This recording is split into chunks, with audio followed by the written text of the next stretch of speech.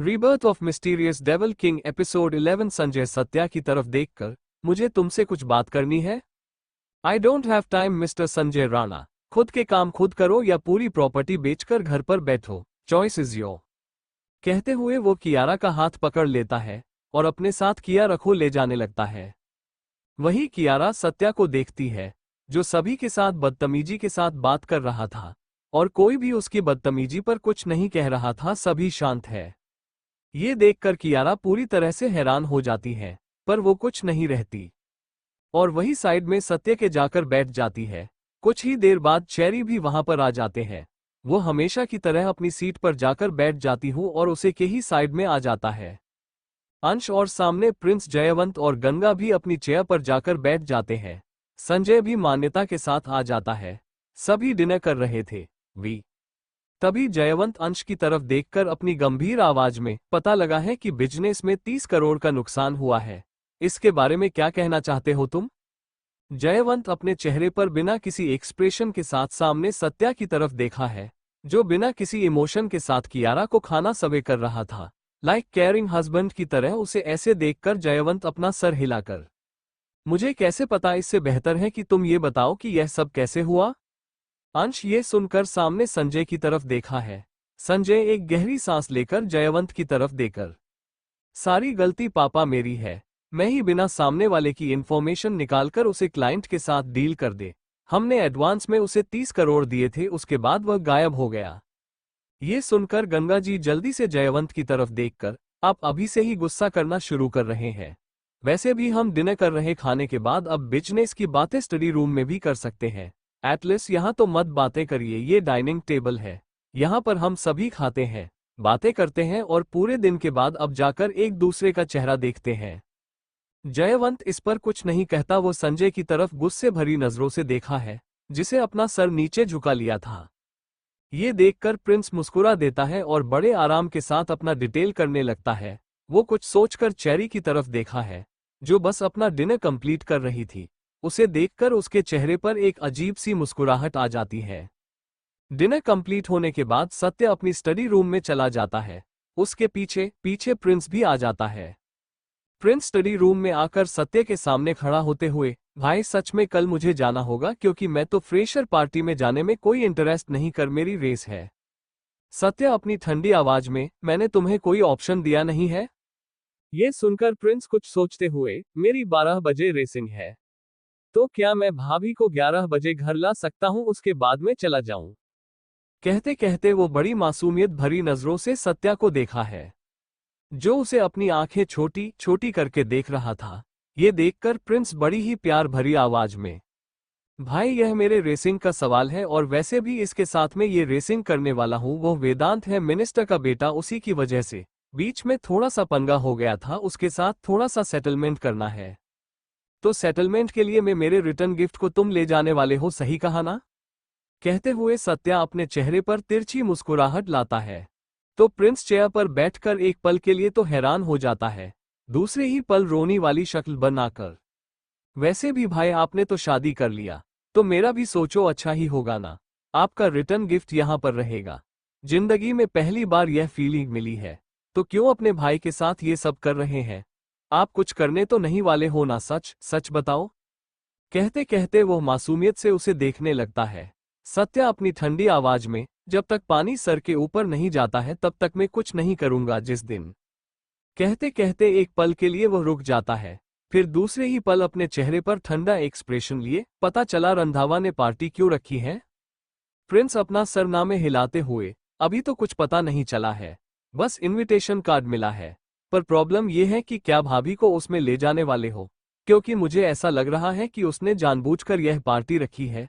ते सब कुछ डेंजरस भी हो सकता है और आपने उसके साथ मीटिंग भी की थी ना। सत्या अपना सरघा में हिलाते हुए, मीटिंग तो हो गई थी पर रंधावा के साथ नहीं। सत्या राणा का इंतजार रंधावा को करना है, उसे उसकी औकात भी तो पता चले। हर कोई सत्या राणा का इंतजार करता है और उसे इंतजार ही करना होगा। सत्य की बात को सुनकर प्रिंस हैरानी के साथ, तो अब हमें क्या करना है? मतलब 2 दिन के बाद जो पार्टी है उसका जाना है कि नहीं? हम देखते हैं, फिलहाल तो मेरा मूड कहीं पर जाने का नहीं है। और तुम्हें जो काम दिया था वो हो गया, पता लगा ये सब किसने किया है? प्रिंस अपना सर हिलाते हुए, जो सिग्नल घर से आ रहा था वो सिग्नल गायब हो चुका है। कॉलेज से भी सिग्नल गायब है, स्कूल से भी। पर हाँ, विले परले, अंधेरी, जोगेश्वरी, चर्चगेट और सांता क्रूज, इन 5 जगह से सिग्नल मिल रहा है, पर यह प्रॉपर लोकेशन नहीं दिख रहा, जिससे हम कुछ भी नहीं कर सकते। ये सुनते ही सत्या अपनी हाथों की मुट्ठियां बनाकर, तुम्हें ये काम करना नहीं आता है तो फिर तुम इस काम के लायक ही नहीं हो। अगर 3 दिन तक मुझे पता नहीं चला कि यह सब कौन कर रहा है तो मैं खुद रिटर्न गिफ्ट को कैलिफोर्निया भेज दूंगा। और तुम अच्छे से जानते हो, अगर वह कैलिफोर्निया चली गई तो फिर से वह वापस नहीं आएंगे।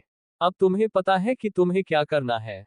कहते हुए वो अपनी जगह से खड़ा होकर बिना प्रिंस की तरफ देख वहां से चला जाता है। वही सत्या की बात को सुनकर प्रिंस का चेहरा पूरी तरह से टेंशन में आ जाता है। वो खुद में ही, बिल्कुल भी नहीं, अगर भाई ने बर्ट को कैलिफोर्निया भेज दिया तो मेरा क्या होगा। मुझे तो जिंदगी भर कुंवारा बैठना पड़ेगा, क्योंकि मैं भाई को अच्छे से जानता हूं। अगर वो चली गई तो मैं भी सब कुछ छोड़कर कैलिफोर्निया चला जाऊंगा। कहते हुए वो जल्दी से अपनी जगह से खड़ा होकर वहां से चला जाता है और जाते ही सीधा अपने कमरे में चला जाता है। कमरे में आकर वह लैपटॉप ऑन करने लगता है। लैपटॉप ऑन करके वो फटाफट उंगलियों को कीबोर्ड पर ऐसे चलता है जैसे वो किसी पियानो पर चल रहा। उसके टाइपिंग की स्पीड 100 से भी बढ़कर थी। उसके चेहरे पर परेशानी थी। करीब 2 घंटे तक लैपटॉप को वो बंद कर देता है। लैपटॉप को बंद करके साइड में रखकर वही बेड पर लेट जाता है। वो दोनों हाथ अपने बालों के पीछे करके खुद से ही समझ नहीं आ रहा है कि आंखें चल तो चल क्या रहा है। लैपटॉप की आखिरी लोकेशन मुझे बर्ट के स्कूल की दिखाई थी, पर वो जल्दी से गायब हो गए। और उसके बाद ये 5 लोकेशन, आखिर सामने वाला कौन सा खेल खेलना चाहता है। अब मुझे देखना ही पड़ेगा कि बर्ट, क्या आप पास तो कोई ऐसा नहीं है जो ये सब कर रहा है। शुरुआत तो मुझे उसी के ही स्कूल से करनी पड़ेगी। कहते कहते वो अपनी जगह पर बैठ जाता है और फिर कुछ सोचते हुए वॉशरूम में चला जाता है। शावर के नीचे खड़ा होकर ठंडे पानी में अपने सर को शांत करने लगता है। उसका दिमाग पूरी तरह से इस 2 घंटे में पागल सा हो चुका था। वो खुद को शांत करने के लिए दीवार पर अपने दोनों हाथ रख देता है और अपनी आंखें बंद करके अपना सर नीचे झुका लेता है। शावर का ठंडा पानी उसके सर से लेकर उसके पैरों तक चला जा रहा था, फिर भी प्रिंस के दिमाग शांत नहीं हो रहा था। वो अपनी आंखें खोल लेता है तो उसकी ग्रीन आइज पूरी तरह से लाल हो चुकी थी।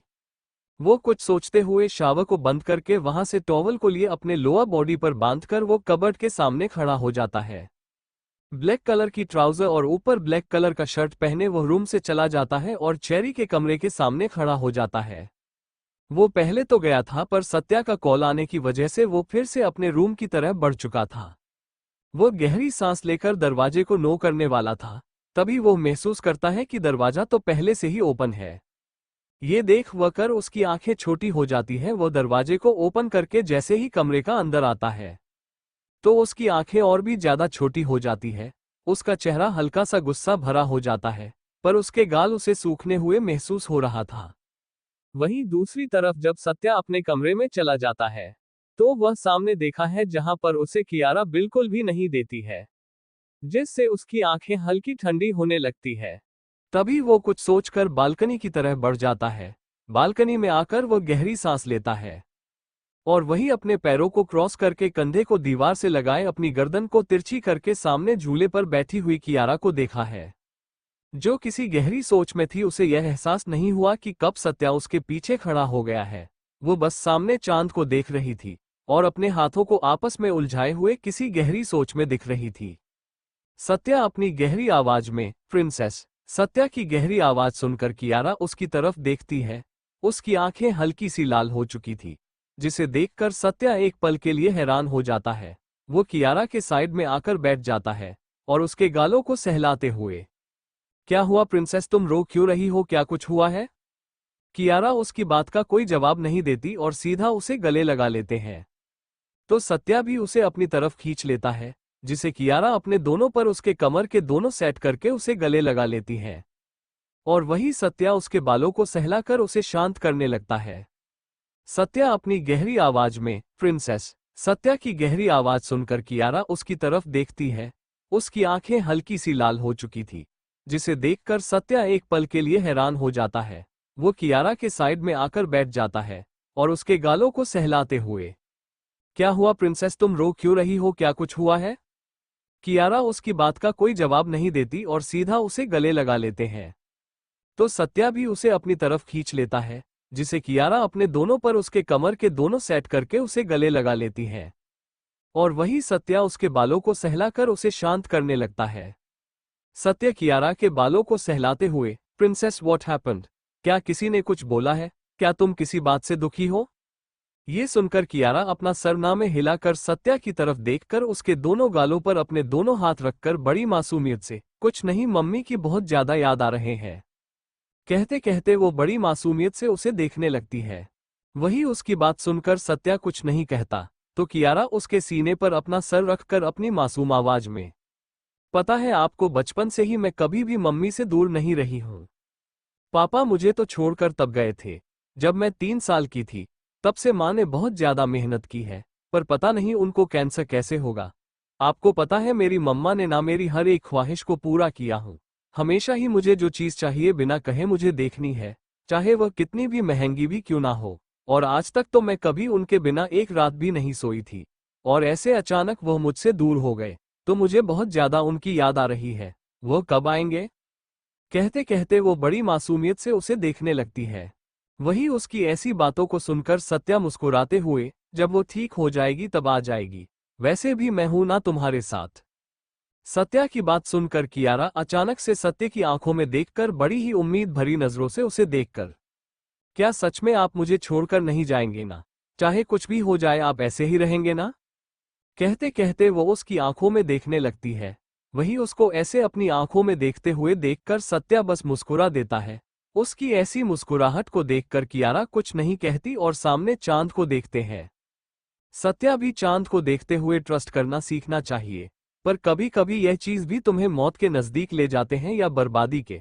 तुम सोच भी नहीं सकती ऐसा हाल तुम्हारा बना देती है। ये ट्रस्ट की तुम सोच भी नहीं सकती। कहते हुए वो शांत हो जाता है, तो कियारा उसकी तरफ देखकर अपनी नीली आंखें बड़ी सी बड़ी करके, तुम क्या मैं आपका ट्रस्ट कर सकती हूँ या नहीं? सत्या मुस्कुराते हुए, आई डोंट नो प्रिंसेस, जब तुम्हें लगे कि तुम मेरे मुझ पर ट्रस्ट करना है तो कर सकती हो, या हम, लाइफ तुम्हारी है और सोचना भी तुम्हें है। हर एक डिसीजन के दो इफेक्ट होते हैं, एडवांटेज और डिसएडवांटेज। कहते कहते सत्य का चेहरा पूरी तरह से शांत हो जाता है। उसके चेहरे पर एक साइलेंट, आंखों में कोई चमक नहीं और न ही कुछ। वो बस अपनी गहरी आंखों से सामने चांद को देख रहा था और कियारा उसे ये समझ ही नहीं आ रहा था कि आखिर सत्या किस बारे में बात कर रहा है, पर उसे इतना जरूर समझ आ चुका था कि कहो ना हो इन बातों में वह उसे कुछ तो बता रहा है। उसने एक लाइन कही होगी, पर इस एक लाइन में बहुत कुछ छुपा रखा था, और उसे समझना अब कियारा के हाथ में था, क्योंकि ना ही सत्या कहा था कि वो उसे पर भरोसा करे और ना ही यह कहा था कि वो उसे पर ट्रस्ट करे। वही सत्या जब अपने सीने पर कियारा गरम गरम सांसों को महसूस करता है, तो अपनी अपनी नजरें नीचे करके देखता है, तो कियारा सो चुकी थी। उसके आंखों में कोई इमोशंस नहीं थे। वो वैसे ही सामने चांद को देखा है। फिर कियारा को फिर कुछ सोचकर अपने चेहरे पर हल्की सी तिरछी मुस्कुराहट ली है। उसे अपने गोद में उठाकर वहां से अपने साथ ले जाने लगता है। कमरे में आकर उसको बेड पर लेटकर खुद वहां से चला जाता है। वहीं दूसरी तरफ चेरी के कमरे में प्रिंस अपनी जगह पर खड़ा होकर सामने चेहरे को देखा है, जो उसी के ही सामने कपड़े चेंज कर रही है। चेरी का तो ध्यान ही नहीं था कि कोई उसके पीछे भी खड़ा है। वह तो अपनी सोच में इतनी गुम हो चुकी थी कि वो प्रिंस के ही सामने कपड़े चेंज कर रही थी। ऐसा नहीं था कि उसने पूरे कपड़े निकले तो उसके प्राइवेट कपड़े उसके बॉडी पर अब भी थे, पर फिर भी उसकी पूरी बॉडी प्रिंस के सामने थी, जिसे देखकर प्रिंस के हाथों की मुठ्ठियां बन जाती है और उनकी नसें साफ साफ दिखती है। यहां तक कि उसके चेहरे पर भी नशे दिख रही थी। ये गुस्से में था या कुछ और, पर प्रिंस की आंखें आप लाल लाल हो चुकी थी। उसे चेरी का ऐसे केयरलेस बिहेवियर बिल्कुल भी पसंद नहीं आया था। उसे तो ये सोचकर ही बहुत गुस्सा आ रहा था कि उसकी जगह अगर यहाँ पर अंश होता तो। प्रिंस अपनी ठंडी आवाज में, बर्ड। वही चेरी जिसके दिमाग में कुछ चल रहा था, पर जैसे ही वह प्रिंस की ठंडी हवा सुनती है, तो उसके हाथ कांपने लगते हैं। उसके हाथों में पसीना आने लगता है।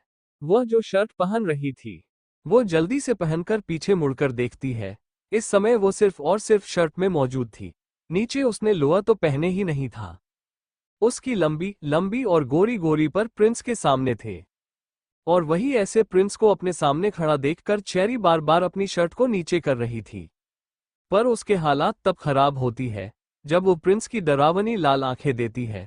उसे ऐसा महसूस हो रहा था कि उसके सामने हेल है, क्योंकि प्रिंस के अंदर से एक क्रीपी ऑरर आ रहा था जिसे चेरी साफ साफ महसूस कर सकती थी। चेरी जैसे तैसे अपने चेहरे पर डर एक्सप्रेशन को दूर करके अपनी गले से बड़ी हिम्मत के साथ आवाज निकालकर, तुम यहां पर क्या कर रहे हो, वह भी बिना मेरी परमिशन के मेरे कमरे में? जब दरवाजा खोल दिया था तो पूरा ही खोल देती, इससे तुम्हें जो दिखाना है वह भी देख लेते। दरवाजा खोल कर रखना और बाहर से किसी का देखना। इंटरेस्टिंग बर्ड, मुझे नहीं पता था कि तुम्हें ये भी पसंद है। कहते कहते वो उसे देखकर मुस्कुराने लगता है। वही उसकी ऐसी बात और उसकी ऐसी मुस्कुराहट को देखकर चेरी को बहुत ज्यादा बुरा लगता है।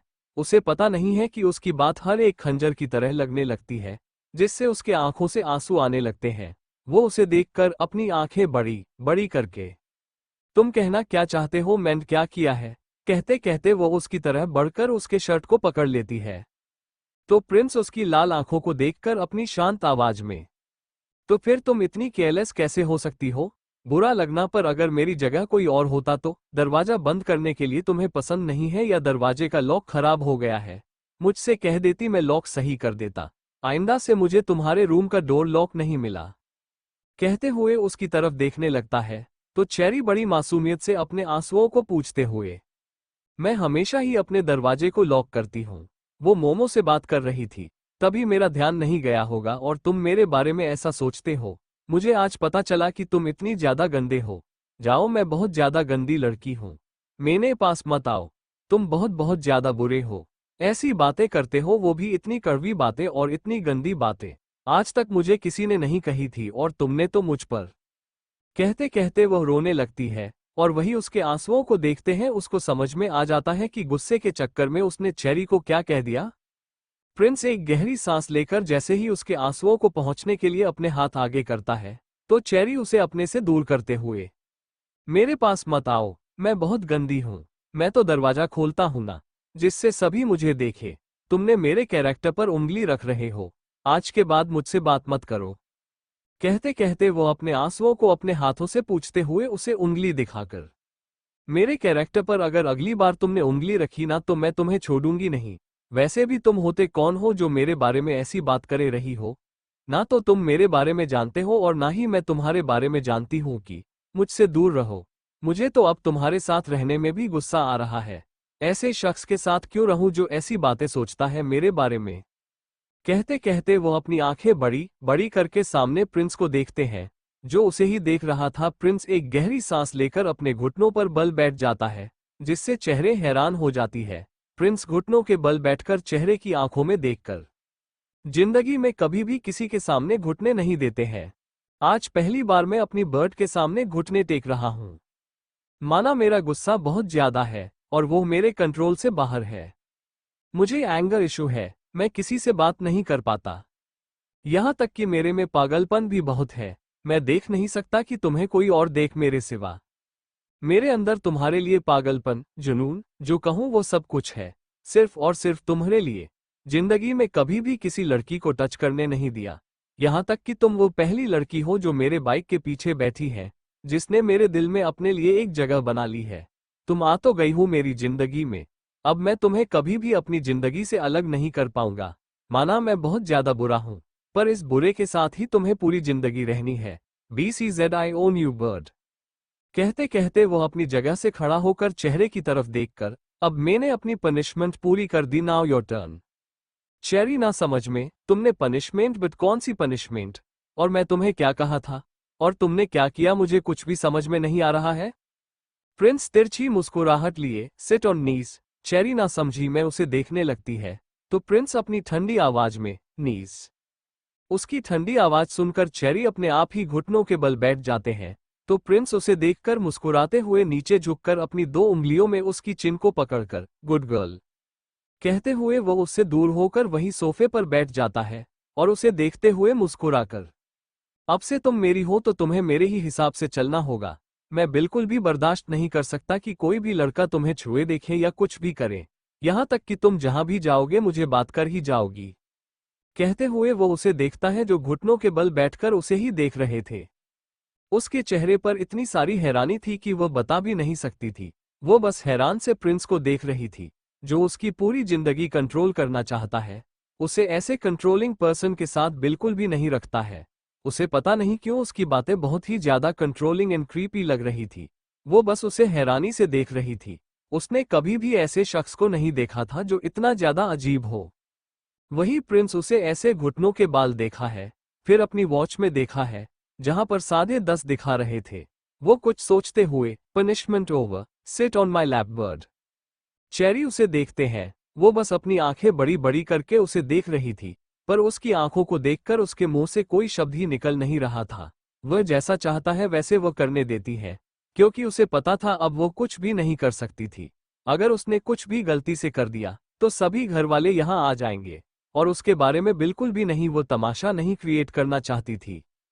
वही चेरी गहरी सांस लेकर प्रिंस से 2 कदम की दूरी पर खड़ी हो जाती है। वो उसकी लैप में बैठने वाली थी, तब तक प्रिंस उसे अपनी तरफ खींच लेता है और उसे अपनी लैप पर बैठकर उसके बालों को सहलाते हुए उसके लाल हुए चेहरे को देखकर धीरे धीरे उसे करके उसके गालों को किस करने लगता है, जिस चेरी अपनी आंखें बंद कर लेती है। उसे ये सब किसी टॉर्चर से कम नहीं लग रहा था। वो जैसे चाहे वैसे प्रिंस को करने दे रही थी, और प्रिंस भी वैसे ही करता है। वो उसके बालों को सहलाने लगता है।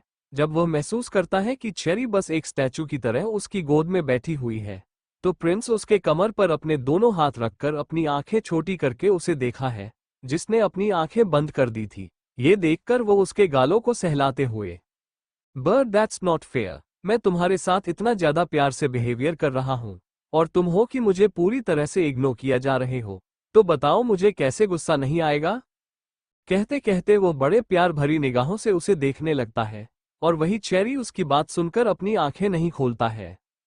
तो प्रिंस फिर भी अपने चेहरे पर मुस्कुराहट लिए, but don't test my patience, open your eyes or else, कहते हुए वो अपने हाथ उसके पैरों पर ले जाता है और उन्हें सहलाने लगता है, जिसे महसूस करके चेरी को ना चाहते हुए भी अपनी आंखें खोलने पड़ती है। इस समय उसकी आंखें आंसुओं से भरी पड़ी थी, और उसके ऐसे आंखों को देखकर प्रिंस बड़ी ही मासूम आवाज में, नो बट तुम्हारे आंसू मुझे बिल्कुल भी पसंद नहीं है, जो मुझे बहुत ज्यादा गुस्सा दिलाते हैं, और फिर मेरा गुस्सा आउट ऑफ कंट्रोल हो जाएगा, जिसे कंट्रोल करने में तुम्हें ही दिक्कत होगी, क्या तुम चाहती। कहते कहते वो दुनिया भर की मासूमियत ली है उसे देखने लगता है। वही उसके ऐसी अजीब सी बातों को सुनकर चेरी खुद को शांत करने लगती है। उसे बिल्कुल भी बर्दाश्त नहीं हो रहा था प्रिंस की बातें, पर फिर भी वो खुद को कंट्रोल करके उसके सामने अपने आंसुओं को जल्दी से पोंछा लेती है।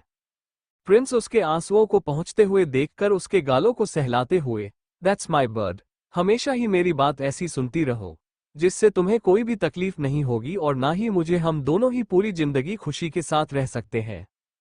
कहते कहते वो उसके बालों को उसके कानों के पीछे कर देता है। वही उसके ऐसी अजीब सी बातों को सुनकर चेरी को बहुत ही ज्यादा अजीब लगता है, पर वो बस अपना सर हिला देती है। चेरी प्रिंस को देखकर अपनी मासूम आवाज में, मैं तो बहुत ज्यादा छोटी हूँ, क्या तुम मुझे से ऐसी बातें करोगे, और वैसे भी हम दोनों की उम्र का गैप कितना बड़ा है, तुम तो मुझसे कितने ज्यादा बड़े हो फिर भी। कहते कहते चेरी बड़ी मासूमियत से देखने लगती है, तो प्रिंस अपने चेहरे पर मुस्कुराहट लिए, तो क्या हुआ भाभी और भाई के बीच में तो 10 साल का उम्र का फैसला है, और हम दोनों के बीच 9 साल, क्योंकि तुम इस साल 15 की हो जाओगी और मैं 24 का हो गया हूं, मुझे नहीं लगता कि यह ज्यादा ही। कहते हुए मुस्कुरा देता हूं। वही उसकी ऐसी बातों को सुनकर चेरी कुछ नहीं कहती, वो बस अपना सर हिला देती है। वही प्रिंस उसके बालों को सहलाने लगता है, फिर कुछ सोचकर उसे गोद में उठाकर बेड पर लेट देता है और खुद उसके साइड में लेट जाता है। चेरी भी उसे जैसा चाहे वैसे करने देती है। प्रिंस उसके सर को अपने सीने पर रखकर उसके बालों को सहलाकर उसके माथे को चूमकर अपनी आंखें बंद कर लेता है। चेरी भी उसकी बाहों में अपनी आंखें बंद कर लेती है। उसे जो महसूस हो रहा था उसे बहुत ज्यादा गुस्सा आ रहा था, क्योंकि वो प्रिंस की बाहों में सबसे ज्यादा खुद को महफूज महसूस कर रही थी। ऐसा लग रहा था कि उसे प्रिंस की बाहों के सिवा उसके पास कोई और महफूज जगह ही नहीं है। वो ये सब सोचते सोचते कब उसकी बाहों में सो जाती है, यह उसे खुद भी नहीं पता चलता। और जब चेरी की गर्म सांसों को प्रिंस महसूस करता है, तो वह अपनी आंखें खोल देता है और चेरी के चेहरे को देखा है, और फिर अपनी आंखें बंद करके वैसे ही उसे अपनी बाहों में कसके पकड़े हुए सो जाता है। वहीं दूसरी तरफ संजय एक कमरे में बैठा हुआ था। इस समय उसके चेहरा पूरी तरह से ठंड पड़ चुका था। तभी अंश वहां पर आ जाता है। अंश को आते हुए देखकर संजय अपनी ठंडी आवाज में नीज। संजय की आवाज सुनकर अंश पहले अपने शर्ट के बटन खोलना है, फिर अपने घुटनों के बल बैठ जाता है। अंश को घुटनों के बाल बैठे हुए देखकर संजय के साइड में एक छड़ी पड़ी हुई थी, उसे वह हाथ में लेकर अंश की तरफ बढ़ने लगता है। वो अंश के पास आकर अपनी ठंडी आवाज में, कितनी बार कहा है मुझे गलती बिल्कुल भी पसंद नहीं है, चाहे वो गलती मेरी ही क्यों ना हो। तुम्हें मेरी गलती को सुधारना चाहिए। आज तुम्हारी वजह से मुझे पापा की डांट सुनाई पड़ी और यह मैं बिल्कुल भी बर्दाश्त नहीं कर सकता। कहते हुए वो अंश के पीठ पर छड़ी उसे मारना शुरू कर देता है, जिससे वो अपनी आंखें कस के बंद कर लेता है। उसके आंखों से आंसू थे पर कुछ नहीं बोलता और मुंह से एक भी दर्द भरी आवाज नहीं निकल रही थी। अंश को उसे छड़ी से 10 बार मरने के बाद संजय रुक जाता है और वहीं बैठ जाता है। वही अंश की पीठ पूरी तरह से छड़ी की वजह से लाल हो चुकी थी और उस छोटी इतनी जोर से मारी गई थी कि उसके पीठ से खून भी आ रहा था और उसके निशान भी दिख रहे थे। अंश के मरने के बाद संजय वहां से चला जाता है। संजय के जाते ही अंश वहीं जमीन पर बैठ जाता है और अपने चेहरे को घुटनों में छुपाकर गहरी गहरी सांस लेने लगता है। वो जब खुद को रिलैक्स फील करता है तो वो अपनी जगह से खड़ा होकर शर्ट को पहनकर रूम से बाहर आ जाता है। वो जब रूम से बाहर आता है तो कोई उसके कंधे पर हाथ रख देता है, जिससे अंश के मुंह से आह निकल जाती है और वो पीछे देखा है तो उसकी आंखें पहले तो हैरानी से बड़ी हो जाती है, फिर एक गहरी सांस लेकर, एंजल तुम यहाँ इतनी रात को? चेरी अपना सरहा में हिलाते हुए बड़ी मासूमियत से, वो मुझे प्यास लगी थी तो मैं आ गई, पर तुम इतनी रात को 2 बज चुके हैं और तुम घूम रहे हो। और यह सब छोड़ो, मुझे ये बताओ तुम्हें कहीं लगी है क्या? क्योंकि तुम्हारे मुंह से मैं दर्द भरी आवाज सुनी, बताओ क्या हुआ है? कहते कहते वो उसे देखने लगती है तो अंश अपने चेहरे पर जबरदस्ती मुस्कुराहट लिए, नहीं कुछ नहीं, बस ऐसे ही थक गया था ना, इसकी वजह से। वो इतना ही कहा पाया था कि तभी उसकी नजर चेरी के हाथों पर चली जाती है। चेरी भी अपने हाथों को देखते हैं तो उसकी हालत खराब हो जाती है। वही चेरी हैरान इसे अपने हाथों को देख रही थी। चेरी अपना सर हाँ में हिलाते हुए बड़ी मासूमियत से, वो मुझे प्यास लगी थी तो मैं आ गई, पर तुम इतनी रात को 2 बज चुके हैं और तुम घूम रहे हो। और यह सब छोड़ो, मुझे ये बताओ तुम्हें कहीं लगी है क्या? क्योंकि तुम्हारे मुंह से मैं दर्द भरी आवाज सुनी, बताओ क्या हुआ है? कहते कहते वो उसे देखने लगती है तो अंश अपने चेहरे पर जबरदस्ती मुस्कुराहट लिए, नहीं कुछ नहीं, बस ऐसे ही थक गया था ना, इसकी वजह से। वो इतना ही कहा पाया था कि तभी उसकी नजर चेरी के हाथों पर चली जाती है। चेरी भी अपने हाथों को देखते हैं तो उसकी हालत खराब हो जाती है। वही चेरी हैरान इसे अपने हाथों को देख रही थी। चेरी अपने हाथों को देखते हैं जहां पर उसे खून दिखता है। वो हैरानी से अपने हाथों को देखते हैं और फिर अंश को। वही अंश का चेहरा पूरी तरह से फीका पड़ चुका था। चेहरे जल्दी से उसका हाथ पकड़कर अपनी परेशानी भरी आवाज में, डोरेमोन सच सच बताओ क्या हुआ है तुम्हें? कहीं लगी तो नहीं है ना? और झूठ बोलने की सोचना भी मत, मुझे लगा ही था तुम्हें कहीं तो चोट लगी है। अब जल्दी से बताओ क्या हुआ है? कहते कहते वो बहुत ही ज्यादा परेशान हो जाती हूँ। अंश अपने चेहरे पर जबरदस्ती मुस्कुराहट लिया, ऐसा कुछ नहीं है बस। चेरी उसकी बात बीच में काटते हुए, तो तुम्हारी पीठ दिखाओ मुझे, क्या हुआ है, मुझे देखना है।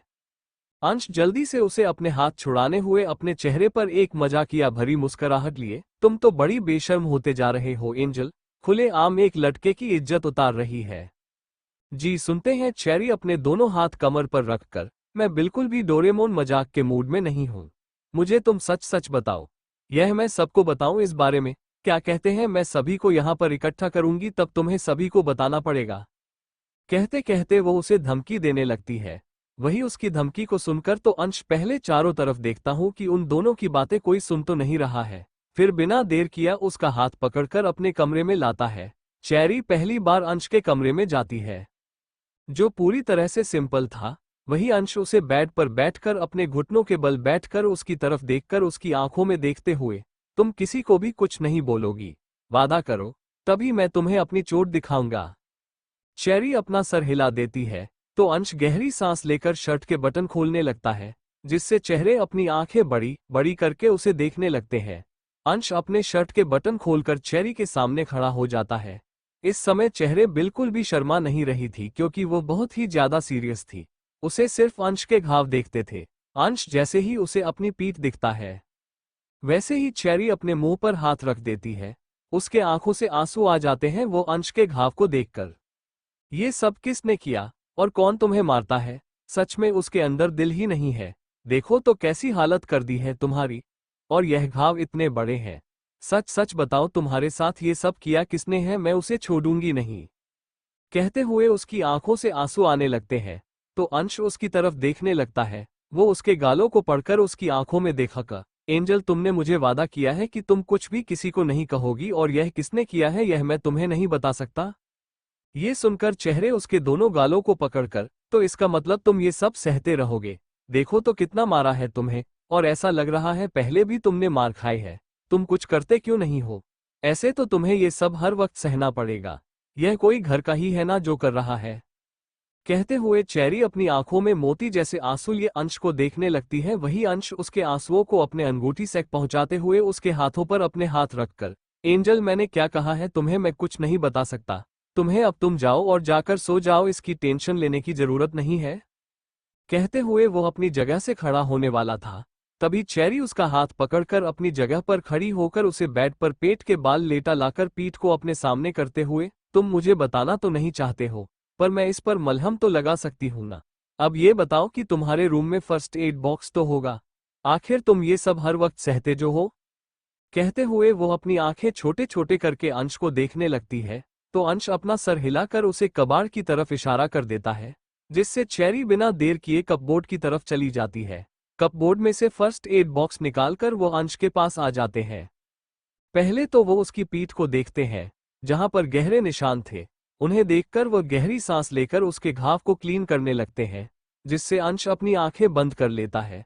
उसके मुंह से दर्द भरी सिसकियां निकल जाती है, पर वह उन्हें अपने मुंह में ही कहीं दबा मुंह है। पर उसके चेहरे पर का दर्द चेहरे साफ साफ देख सकती थी। वह गहरी सांस लेकर उसके बालों को सहलाते हुए, अगर दर्द हो रहा है तो तुम उसे बाहर निकाल सकते हो, इतना भी ज्यादा मन को रखने की जरूरत नहीं है। मुझे पता है वो डायलॉग है क्या, मर्द को दर्द नहीं होता है। अब ये डायलॉग तुम मत मारो, तुम भी इंसानी हो। अंश इस पर चेरी को देखा है, जो उसे ही देखकर अपने होठों पर एक हल्के से मुस्कुराहट लाती है। अंश के चेहरे पर भी दर्द में एक मुस्कुराहट आ जाती है। वही चेरी अंश की पीठ को अच्छे से क्लीन करने के बाद बैंडेज करने लगते हैं। बैंडेज करने के बाद वह अपनी जगह से खड़ी होने वाली थी, उससे पहले ही अंश उसका हाथ पकड़कर उसके हाथों पर अपना हाथ रखकर उसकी आंखों में देखते हुए, तुम्हें पता है एंजल, मैं हमेशा ही एक बहन के लिए तरसा हूं, पर जब से तुम मेरे जिंदगी में आए हो ना तब से वह कभी भी पूरी हो गई हूं। मेरी जिंदगी में सबसे प्यारी और खूबसूरत बहन मिली है मुझे तुम्हारे रूप में एंजल, आई लव यू। कहते हुए वो अपने हाथ खोल देता है, जिससे चेरी उसके गले लग जाती है। वो उसके बालों पर अपने दोनों हाथ रखकर उसे कस के गले लगाते हुए, सच में मुझे भी एक भाई की तलाश थी, वो तुम मिल गए। पर यह वाला भाई थोड़ा सा अजीब है, कुछ बताता नहीं है, पर चलो एक खुशी है कि दर्द में मुझे मलहम लगाने दिया। कहते हुए उसकी गालों को सहलाती है। वही अंश भी मुस्कुरा देता है और चेरी को आराम से सोने का कहकर खुद बेड पर सो जाता है। चेरी भी उसके ऊपर अच्छे से ब्लैंकेट डालकर उसे आराम करने का कहकर वहां से चली जाती है। उसके हाथों में जो खून था उसे देखकर वो अपने कमरे की तरफ बढ़ते हुए, डोरेमोन तो कुछ सच बताने नहीं वाला है। अब मुझे ही पता लगवाना पड़ेगा कि आखिर डोरेमोन के साथ ये सब कौन कौन रहा है। वैसे भी मोमो की ये फैमिली बहुत ज्यादा अजीब है, मेरे पीछे कम मुसीबत है जो डोरेमोन के पीछे है। सच में मुझसे ज्यादा तो डोरेमोन की जिंदगी दर्द भरी है। बेचारे को घर में ही टॉर्चर सहना पड़ रहा है। ये जो भी कर रहा है ना उससे तुम्हें छोड़ूंगी नहीं। कहते हुए चेरी कमरे की तरह बढ़ती है, तभी सामने उसे संजय मिलता है, जो अपने हाथों को सहला रहा था। उसे ऐसे देखकर चेरी अपने जगह पर खड़ी हो जाती है। वो संजय को अपने कमरे में जाते हुए देखते हैं, फिर एक गहरी सांस लेकर खुद भी कमरे की तरफ बढ़ने लगते हैं। कहते हुए वो जैसे ही कमरे में आती है, वैसे ही उसकी आंखें बड़ी बड़ी हो जाती हैं, क्योंकि सामने प्रिंस बेड पर नहीं था, जिसे देखकर उसकी हालत खराब हो जाती है। वो बिना देर किए प्रिंस के आने से पहले बेड पर जाकर सो जाती है। वो जब यह महसूस करती है कि प्रिंस रूम में आ गया है, तो वो कस के अपनी आंखें बंद कर लेती है, क्योंकि वो अब प्रिंस के सवाल का जवाब नहीं देना चाहती थी। उसे के पास कुछ जवाब भी नहीं था और प्रिंस की हरकत है उसे बहुत ज्यादा डरा रही थी। जिसे बेहतर यही समझा उसने कि खुद सो जाए। प्रिंस भी बिना कुछ बोले एक नज़र चेहरे को देखकर फिर से उसे बाहों में भरकर सो जाता है। जिस चेहरे एक गहरी सांस लेती है पर हैरान भी उतनी ही होती है। वहीं दूसरी तरफ अंधेरे कमरे में आज भी एक शख्स ब्लैक कलर के कपड़े में खुद को छुपा कर आ रहा था। वो उसे कमरे में आता है जहां पर कियारा की बहुत सी तस्वीर थी। वो अपनी बैग को खोलना है और उसमें से एक बड़ा सा कॉटन को निकलता है जिसमें कियारा की बहुत ही प्यारी तस्वीर थी। उसे तस्वीर को वो एक जगह पर लगा देता है और वही उसके सामने बैठ जाता है। उसके होठों पर कियारा को देखकर अजीब सी मुस्कुराहट है। वो गुनगुनाते हुए, हमें तुमसे प्यार कितना ये हम नहीं जानते मगर जी नहीं सकते तुम्हारे बिन। कहते कहते वो शख्स अपनी जगह पर खड़ा होकर अपने दोनों हाथ फैला है, ऊपर सीलिंग की तरफ देखा है जहां पर कियारा की तस्वीर लगी थी। उन तस्वीर को देखकर अपने चेहरे पर एक अजीब सी मुस्कुराहट और अपनी आंखों में एक पागलपन लिए। और कितना तड़पाओगे, तुम्हारी नीली आंखों को देखकर और भी ज्यादा पागल होने लगा हूं। हमें मोहब्बत है पर मेरी मोहब्बत में जुनून भी है, सुकून भी है, दर्द भी है। तुम्हें इस कायनात से अलग करने की ताकत भी है। बस कुछ वक्त उसके बाद मेरी मोहब्बत के अंधेरे में इस कदर डूब जाऊंगी कि तुम्हें सुनने वाला ना देखने वाला कोई नहीं होगा। इस कदर हम तुमसे मोहब्बत करने वाले हैं। कहते हुए वो शख्स पागलों की तरह हंसने लगता है और वहीं जमीन पर लेट जाता है, अपने दोनों हाथ करके पीछे रखकर सामने कियारा की तस्वीर को देखने लगता है। जहां पर कियारा की तस्वीर लगी थी उन तस्वीर को देखकर अपने चेहरे पर एक अजीब सी मुस्कुराहट और अपनी आंखों में एक पागलपन लिए। और कितना तड़पाओगे, तुम्हारी नीली आंखों को देखकर और भी ज्यादा पागल होने लगा हूं। हमें मोहब्बत है पर मेरी मोहब्बत में जुनून भी है, सुकून भी है, दर्द भी है। तुम्हें इस कायनात से अलग करने की ताकत भी है। बस कुछ वक्त उसके बाद मेरी मोहब्बत के अंधेरे में इस कदर डूब जाऊंगी कि तुम्हें सुनने वाला ना देखने वाला कोई नहीं होगा। इस कदर हम तुमसे मोहब्बत करने वाले हैं। कहते हुए वो शख्स पागलों की तरह हंसने लगता है और वहीं जमीन पर लेट जाता है, अपने दोनों हाथ करके पीछे रखकर सामने कियारा की तस्वीर को देखने लगता है। वो कियारा की तस्वीर देखते हुए मुस्कुराए जा रहा था। उसकी मुस्कुराहट में पागलपन था, उसकी आंखों में एक नशा था, एक जुनून था, हद से गुजर जाने वाला। उसकी ब्राउन आंखें और भी ज्यादा चमकने लगी। पूरे 3 घंटे तक वो लगातार कियारा की तस्वीर देख रहा था। फिर 3 घंटे बाद वो जब अपनी घड़ी को देखा है तो अपने होठों पर एक सनक भरी मुस्कुराहट लिए वहां से चला जाता है। सुबह का वक्त कियारा जब अपनी आंखें खोलता है तो उसे कुछ अजीब सा महसूस होता है। वो बेड पर बैठ जाती है। तभी उसके पेट में उसे दर्द महसूस होता है जिससे वो अपनी आंखें कस के बंद कर लेती है। उसकी आंखों से आंसू आने लगते हैं।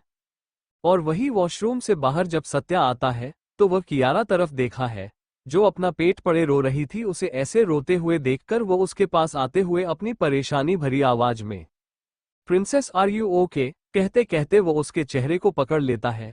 उसकी नीली आंखों में मोती जैसे आंसुओं से देखने लगते हैं जिन्हें देखकर वो बिना देर किए उन्हें पहुंचने लगता है और उसकी आंखों में देखकर बड़े प्यार से, क्या हुआ, तुम क्यों रो रही हो, कहीं दर्द हो रहा है? कियारा अपनी नीली आंखों में आंसू लिए दर्द भरी आवाज में, वो मेरा पेट बहुत ज्यादा दर्द कर रहे हैं। सत्या कियारा की बात पर अपने मोबाइल को निकलते हुए, रिलैक्स प्रिंसेस में डॉक्टर को कॉल करता हूँ। कियारा जल्दी से अपना सरनामे हिलाकर उसके हाथों से मोबाइल लेते हुए, इसकी कोई जरूरत नहीं है, यह मुझे हर मंथ होता ही रहता है। कियारा की यह बात सुनकर सत्या ना समझे मैं उसे देखने लगता है तो कियारा अपने चेहरे पर जो शर्माहट आ रही थी उसे छुपाते हुए बड़ी मासूमियत से, वो मुझे पीरियड्स आए हैं और हर महीने मेरे पेट में दर्द होता है, ये बस 2 घंटे का है, इसके बाद ठीक हो जाएगा। यार की बात को सुनकर सत्या कियारा को देखा है जो बार बार ब्लैंकेट को अपने ऊपर डाल रही थी। वह गहरी सांस लेकर उसे अपनी गोद में उठा लेता है। तभी वो बेडशीट को देखा है जहां पर उसे ब्लड नजर आता है। कियारा इसे देख लेती है जिससे उसे और भी ज्यादा शर्म महसूस होने लगते हैं। उसके चेहरे पर एम्बैरसिंग साफ साफ देखी जा सकती थी। अब कियारा के अंदर इतनी हिम्मत नहीं थी कि वो सत्या की तरफ देखकर, वही सत्या बिना कुछ बोले उसे वॉशरूम में ले जाता है।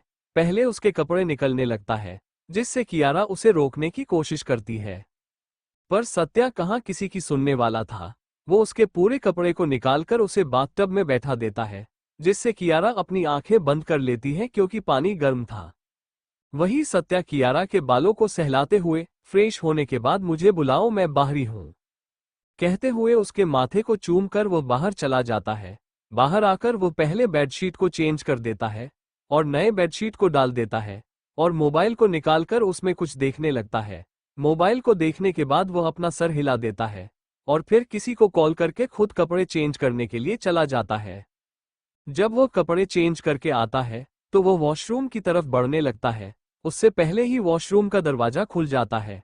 कियारा इस समय व्हाइट कलर के टॉवल में थी और उसके चेहरे पर परेशानी दिख रही थी। सत्या कियारा के चेहरे की परेशानी देखकर उसके पास आते हुए, प्रिंसेस अभी तुम्हारा पेट दर्द कर रहा है, कहते कहते वो उसके गालों को पकड़ लेता है तो कियारा अपना सब नामे हिला देती है। उसको कहने में झिझक हो रही थी, उसके चेहरे पर साफ साफ ये दिख रहा था। सत्या कियारा के चेहरे को देखा है। तभी कोई दरवाजा नॉक कर लेता है जिससे सत्या उसके बालों को सहलाकर दरवाजे की तरह बढ़ जाता है। दरवाजे पर खड़ा होकर सामने देखा है तो एक फीमेल सर्वेंट अपने हाथों में ट्रे ली अपना सर झुकाए खड़ी थी। सत्या बिना कुछ बोले उसे फीमेल सर्वेंट के हाथों से ट्रेन और एक पैकेज को लिए अंदर आ जाता है। ट्रैक को कॉफी टेबल पर रखकर पैकेट को कियारा की तरह बढ़ते हुए, मुझे लगता है तुम्हें इसकी जरूरत है, कहते हुए वह बिना किसी एक्सप्रेशन के साथ कबाड़ की तरफ चला जाता है। वही कियारा उसकी बात को सुनकर पैकेज खोल कर देती है तो वहां पर सैनिटरी पैड थे जिन्हें देखकर उसका चेहरा पूरी तरह से लाल हो जाता है। वो बिना देर की एक कमरे के अंदर चली जाती है। वही सत्या कियारा के कपड़ों को निकालने में लग जाता है।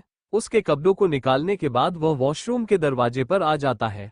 वो उसे नॉक करके खड़ा हो जाता है तो कियारा हल्का सा अपना चेहरा बाहर निकलती है तो सत्या उसके सामने कपड़े आगे कर देता है। कियारा अपना सर हिलाकर कपड़े को ले लेती है। उसके कपड़े लेने के बाद सत्या जाकर सोफे पर बैठ जाता है और अपने मोबाइल को चलने लगता है। मोबाइल को चलते पूरे 15 मिनट हो जाते हैं। वो अपनी नज़र तिरछी करके देखता है तो अभी दरवाजा नहीं खुला था, जिससे वो अपनी आंखें बंद करके गहरी सांस लेता है। करीब 3 सेकंड के बाद दरवाजा खुल जाता है। दरवाजा जैसे ही खुलता है वैसे ही सत्या दरवाजे की तरफ देखा है जहां पर कियारा अपने पेट पर हाथ रखे थे। उसे ऐसे देखकर सत्या बिना देर किए उसकी तरफ बढ़ने लगता है। उसे गोद में उठाकर सोफे की तरफ बढ़ने लगता है। वही कियारा जो दर्द की वजह से परेशान थी, जब वो सत्या को ऐसे अपनी गोद में उठाते हुए देखती है तो उसकी आंखें हल्के से हैरानी से बड़ी हो जाती है। वो उसके सीने में अपना चेहरा छुपाए वैसे ही अपनी नीली आंखें बड़ी बड़ी करके सत्या को देखने लगती है। सत्या के बॉडी से आती हुई फ्रेग्रेंस को स्मेल करके उसे बहुत ही ज्यादा अच्छा लग रहा है। वही सत्या वैसे ही उसे अपनी गोद में बैठा देता है और खुद सोफे पर बैठ जाता है। सोफे पर बैठने के बाद वो उसके सामने हल्दी का दूध आगे कर देता है, जिसे देखकर वह हैरानी से सत्या को देखते हैं तो सत्या बिना किसी एक्सप्रेशन के साथ, प्रिंसेस इसे पी लो तुम्हारे पेट दर्द बंद हो जाएगा। ये सुनकर कियारा बड़ी अजीब सा मुंह बनाते हुए अपना सरनामे हिलाकर छोटे बच्चों की तरह बड़ी मासूमियत से उसे देखकर, बिल्कुल भी नहीं, ये बहुत ही ज्यादा कड़वा होता है। तो क्या मेरी प्रिंसेस को बेड एक्सरसाइज चाहिए इस समय? अगर बेड एक्सरसाइज हमने इस समय कर दी तो जहां तक मुझे पता है तुम प्रेग्नेंट जल्दी हो जाओगी, तो क्या कहती हो?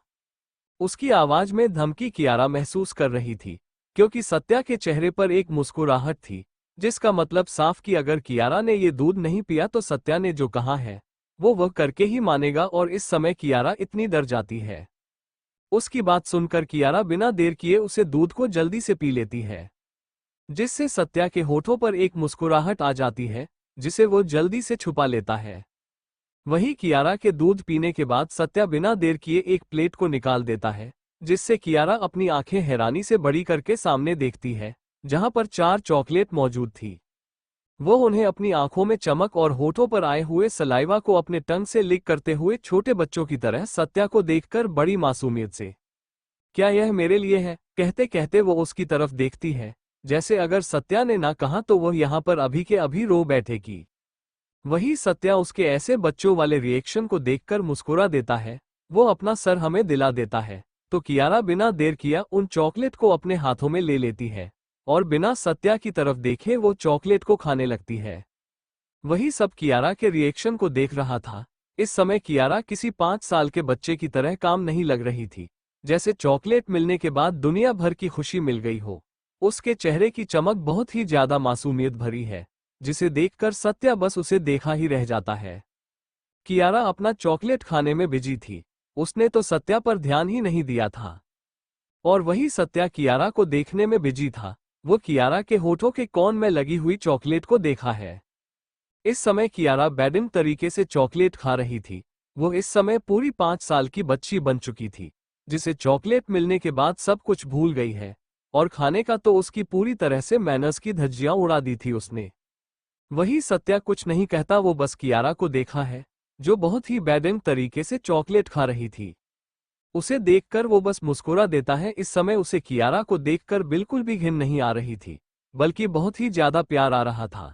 जो सत्या हर एक चीज को परफेक्ट और साफ सुथरा पसंद करता है, वो आज कियारा को इतनी गंदी तरह से खाते हुए देखकर मुस्कुराए जा रहा था। कियारा ऐसे ही अपना चॉकलेट खा रही थी, वही सत्या कियारा को देख रहा था। वो उसके होठों को कोनों में लगी हुई चॉकलेट को देखा है, जिसे देखकर उसका गला उसे सूखता हुआ महसूस होता है। वो बिना देर किया उसकी चिन को पकड़ लेता है, जिससे कियारा का ध्यान अपने चॉकलेट से हटकर उसके ऊपर चला जाता है, जिसे देखकर वो अपनी आंखें बड़ी बड़ी कर लेती है। Thank you for listening. मुझे उम्मीद है आपको ये स्टोरी पसंद आई होगी। अगर आपको पसंद आई है तो प्लीज लाइक और कमेंट करना ना भूलें और मोर स्टोरीज के लिए सब्सक्राइब करें। मिलते हैं नेक्स्ट वीडियो में।